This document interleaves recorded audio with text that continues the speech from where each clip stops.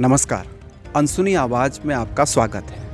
ये दिनेशपुर का मुख्य बाजार है। देश के तमाम बाजार यूं ही शांत हैं, सन्नाटा पसरा हुआ है। कोरोना के चलते आवाजाही ठप है और ज़िंदगी घरों में कैद है। चहलकदमी है तो सिर्फ अस्पतालों में और शमशान घाट में। लोगों के बीच में मातम छाया हुआ है। सिसकियां और चीत्कार सुनकर कान पकने लगे हैं। भीवस सीन देख देख कर लोगों की आंखें पथराने लगी हैं। आखिर हमारी स्वास्थ्य व्यवस्था, हमारा सिस्टम इस आपदा से निजात पाने में अक्षम क्यों साबित हो रहा है? देश के 73 साल की आज़ादी के बाद भी हम लोग मूलभूत आवश्यकताओं को जुटाने में कहीं ना कहीं अक्षम साबित होते हुए दिख रहे हैं। हम ना तो स्वास्थ्य व्यवस्थाओं को दुरुस्त कर पाए हैं, ना ही हम भूख से लड़ने की ताकत पैदा कर पाए हैं, हर व्यक्ति के लिए भोजन की गारंटी कर पाए हैं, ना ही हम हर हाथ को काम दे पाए हैं। कोरोना काल में पर्यावरण एक विशेष मुद्दे के रूप में सामने आया है, जिस पर गहन चिंतन मंथन करने की ज़रूरत है। आखिर वो कौन से कारण हैं कि 73 साल की आज़ादी के बाद ना तो हम अपनी स्वास्थ्य व्यवस्थाओं को दुरुस्त कर पाए हैं, ना हम हर व्यक्ति को काम की गारंटी कर पाए हैं, ना हम हर पेट के लिए भोजन जुटा पाए हैं, और ना ही हम अपने पर्यावरण के लिए लोगों को जागरूक कर पाए हैं। ये सही वक्त है जब हमको इन सारे सवालों पर सोचने, समझने और गहन चिंतन करने की ज़रूरत है। इस रिपोर्ट में हम इन सारे मसलों पर देश के ताज़ा हालात क्या हैं जानने की कोशिश करते हैं। देश में पहले से चरमराई स्वास्थ्य व्यवस्था कोरोना काल में बुरी तरह से ध्वस्त हुई है। सरकारी अस्पतालों में ना तो पर्याप्त मात्रा में दवाएं हैं और ना ही ऑक्सीजन। मरीजों को बेड मिलना भी मुश्किल हो रहा है। ज़रूरत के हिसाब से ना तो डॉक्टर हैं, ना ही अन्य स्टाफ। देश में 20,000 की आबादी पर भी एक डॉक्टर नहीं है। भारत में प्राथमिक स्तर पर उपकेंद्र या प्राथमिक स्वास्थ्य PHC हैं, जिनकी स्थिति दयनीय है। प्राथमिक स्वास्थ्य केंद्र रेफर सेंटर बनकर रह गए हैं। माध्यमिक स्तर पर सामुदायिक स्वास्थ्य केंद्र और तृतीय स्तर पर जिला सामान्य अस्पताल होते हैं। उसके बाद मेडिकल कॉलेज का नंबर आता है। देश में हर सुविधा का निजीकरण हो चुका है। स्वास्थ्य सुविधाएं पूरी तरह से निजी हाथों में पहुंच चुकी हैं, जिस कारण गरीब और मध्यम वर्गीय लोगों की पहुंच से इलाज दूर होता जा रहा है। जबकि स्वास्थ्य सरकार की प्राथमिक जिम्मेदारी है, लेकिन सरकार ने हाथ खड़े कर दिए हैं। कोरोना महामारी से पहले 2019 तक भारत स्वास्थ्य सेवाओं और गुणवत्ता के मामले में 195 देशों में 145वें नंबर पर था। भारत स्वास्थ्य सुविधाओं के मामले में पड़ोसी देश चीन, बांग्लादेश, श्रीलंका और भूटान से भी पीछे है। कोरोना काल में देश स्वास्थ्य सेवाओं में और पिछड़ा है। कोरोना की दूसरी लहर में विश्व भर में भारत सबसे ज्यादा प्रभावित है। इसका बड़ा कारण हमारे यहाँ स्वास्थ्य सुविधाओं का टोटा है। PM केयर फंड और 2,02,000 करोड़ के बजट अनुदान के बाद भी ऑक्सीजन संकट से लोग कीड़े मकोड़े की तरह मर रहे हैं। वेंटिलेटर, ऑक्सीजन बेड, एम्बुलेंस, दवाएं आदि जरूरत के हिसाब से उपलब्ध नहीं हैं। वैक्सीन की भी किल्लत है। आखिर आज़ादी के 73 साल बाद भी देश सार्वजनिक स्वास्थ्य प्रणाली को बेहतर क्यों नहीं कर पाया? यह बड़ा सवाल है। युवा शायर डॉक्टर मनोज आर्य ने आज की स्वास्थ्य व्यवस्था पर अपनी रचना में गहरा कटाक्ष किया है। फिर व्यवस्था पे उठा है सवाल कैसा है? फिर व्यवस्था पे उठा है सवाल कैसा है? हुजूर आपका ये अस्पताल कैसा है? काल के गाल में असमय समा गए बच्चे, काल के गाल में असमय समा गए बच्चे, माँ बदहवास हो पूछे कि लाल कैसा है? ऑक्सीजन की कमी आई तो कैसे आई? ऑक्सीजन की कमी आई तो कैसे आई? और से देखिए ये मकर जाल कैसा है? कोरोना काल को दोषी बता रहे हैं वो, कोरोना काल को दोषी बता रहे हैं वो। दौरे हाजिर का देखिए कमाल कैसा है? कोरोना काल को दोषी बता रहे हैं वो, दौरे हाजिर का देखिए कमाल कैसा है। किसे पड़ी है कि सुध ले यहाँ व्यवस्था की, किसे पड़ी है कि सुध ले यहाँ व्यवस्था की, कौन देखे मशीनरी का हाल कैसा है। कोरोना के चलते 2020 और 21 में लाखों लोगों ने अपने रोजगार से हाथ धोया है। काम न होने की वजह से लोग अवसाद में हैं और बीमार पड़ रहे हैं। औद्योगिक और सरकारी क्षेत्रों में नौकरियां लगातार घट रही हैं। खेती पहले से ही घाटे का सौदा है, इसलिए युवा पीढ़ी कृषि से कटी हुई है। हर साल जितने युवा शिक्षित प्रशिक्षित हो रहे हैं, उसके मुकाबले 20% रोजगार का सृजन भी नहीं हो रहा है। एक आंकड़े के अनुसार कोरोना कर्फ्यू लॉकडाउन की वजह से 60% लोगों की नौकरी जा चुकी है। नेशनल क्राइम ब्यूरो के आंकड़ों के अनुसार किसानों से ज्यादा बेरोजगार युवा आत्महत्या कर रहे हैं। अप्रैल 2021 में ही देश में 73 लाख युवाओं से काम छिना है। कोरोना के चलते लाखों लोगों ने शहर छोड़कर अपने गांव वापसी की है।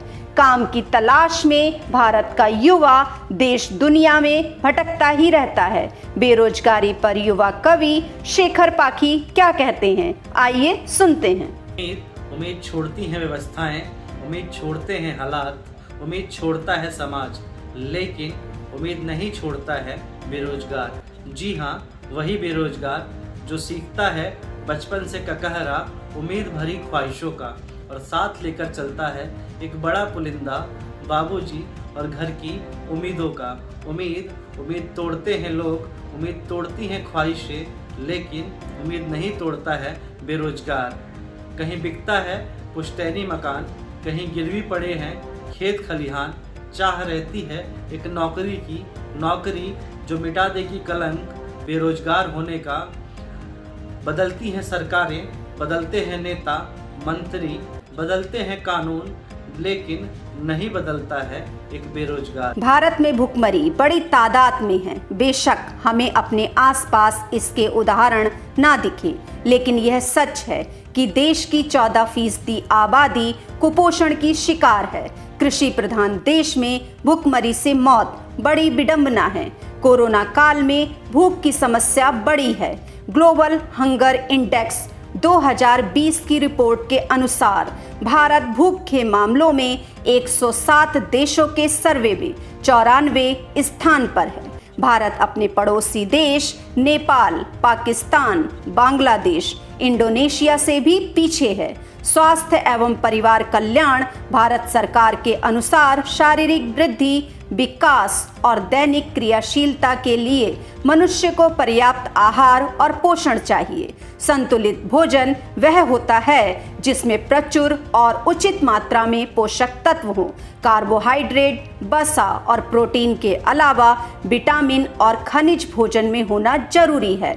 भारत में संतुलित भोजन से 60% आबादी वंचित रहती है, जिस कारण गर्भवती महिलाओं और शिशुओं की मौत का प्रतिशत यहाँ बहुत ज्यादा है।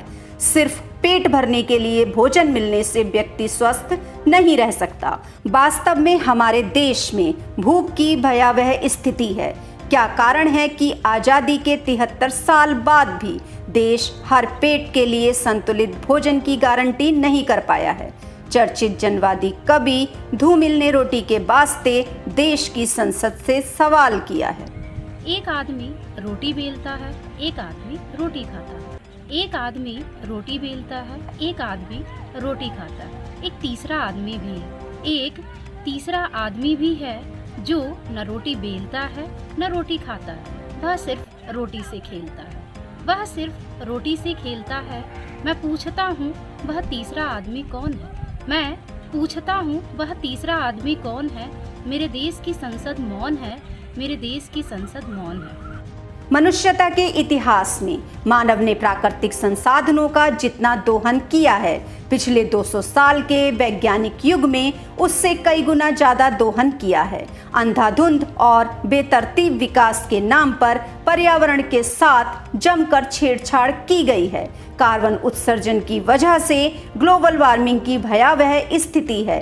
जलवायु बदल रही है, जल स्रोत और भूगर्भीय जल सूख रहा है, पेड़ों को काटकर जंगल के जंगल तबाह किए गए हैं, जिस कारण प्राकृतिक आपदाओं में बहुत तेजी आई है। ऑक्सीजन संकट गहराने लगा है।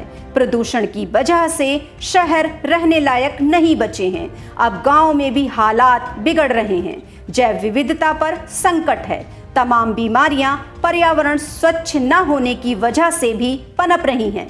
देश की तमाम सरकारें आखिर क्यों नहीं 73 साल में लोगों को पर्यावरण संरक्षण के लिए जागरूक कर पाई। प्रेरणांशु के संस्थापक मास्टर प्रताप सिंह लिखते हैं, गिरिवन उपवन जीवन आधार, शुद्ध पवन स्वच्छ जल के आगार, पुष्प महकते वृक्ष झूमते, पर्यावरण संतुलित करते, भोगवाद का है उपहार, कचरे का अंबार अपार, प्लास्टिक पैकिंग पॉलीथीन लेते वसुंधरा की उर्वरता छीन, फैक्ट्रियों का कचरा पानी, नदियों की खो रहा निशानी। आज समय की यही पुकार, पर्यावरण का करो सुधार, अगर न इस पर किया विचार, नहीं बचेगा घर संसार। निश्चित तौर पर हालात बेहद नाजुक हैं। इस कोरोना काल में शायद ही कोई ऐसा होगा जिसने अपने इष्ट मित्र दोस्त नातेदार रिश्तेदार या सगे संबंधियों को जानने वालों को नहीं खोया हो। इस कठिन दौर में भी हम सबको हिम्मत से काम लेना है, साहस का परिचय देना है, भौतिक दूरी बनाए रखनी है, लेकिन सामाजिकता को निभाते चलना है। घर पर रहें, सुरक्षित रहें, स्वस्थ रहें, मस्त रहें। वो सुबह कभी तो आएगी। इस गाने के साथ मैं आपसे लेता हूँ विदा। अगले वीडियो में आपसे फिर मुलाकात होगी। तब तक के लिए नमस्कार। इन काली सदियों के सर से जब रात का आंचल ढलकेगा, जब दुख के बादल पिघलेंगे, जब सुख का सागर छलकेगा,